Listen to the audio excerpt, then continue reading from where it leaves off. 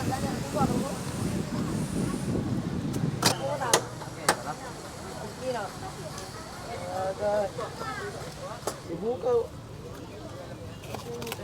Green na box.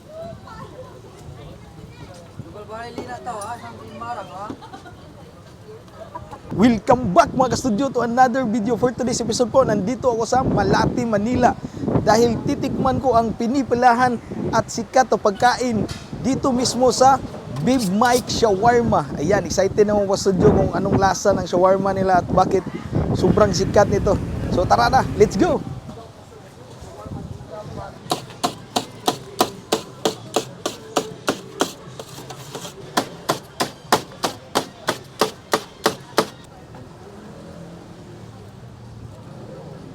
Dalawang ano yun, ma'am? Dalawang take-out sa akin. Dalawang kain. Gara ya? Mara.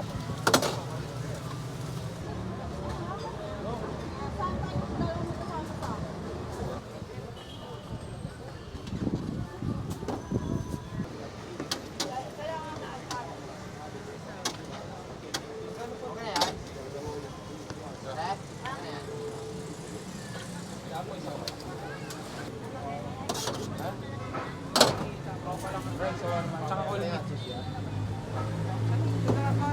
So yun, next week.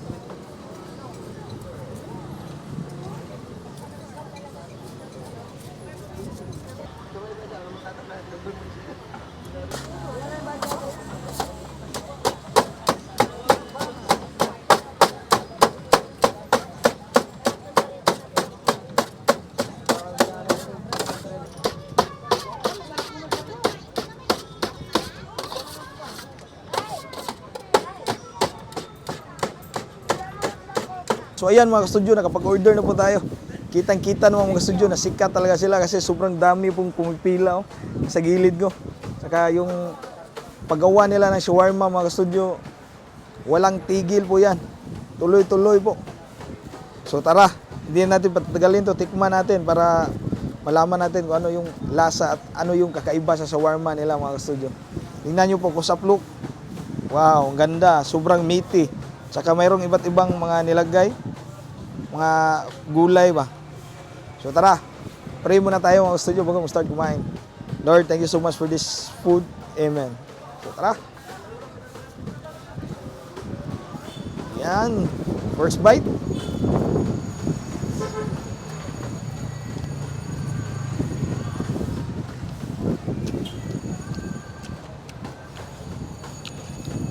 Yung gulay, crunchy.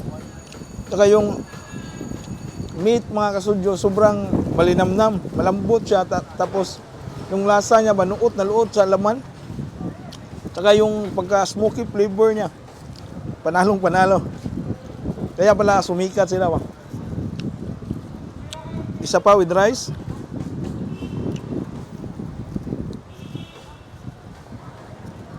Yan.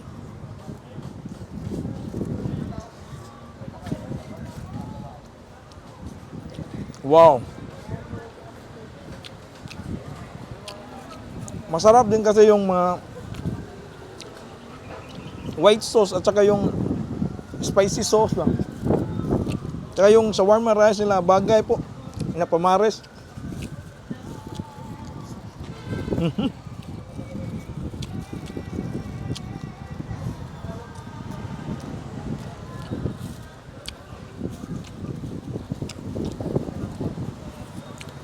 Sulit na sulit pala dito kaya maraming mga trabahante, mga student pupunta talaga.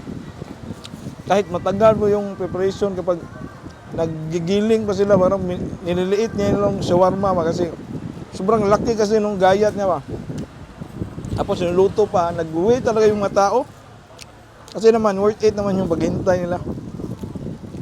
Talaga namang masarap po. Legit.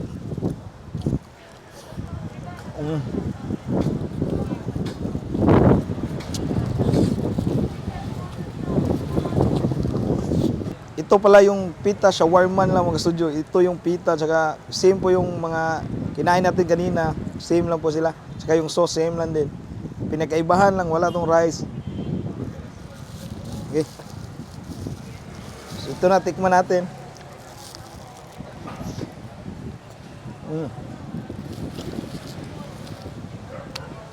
Bagay din sa pamaris dito kasi medyo matabang yung pita bread. Ang naglasa niya itong shawarma talaga na meat ba sa loob.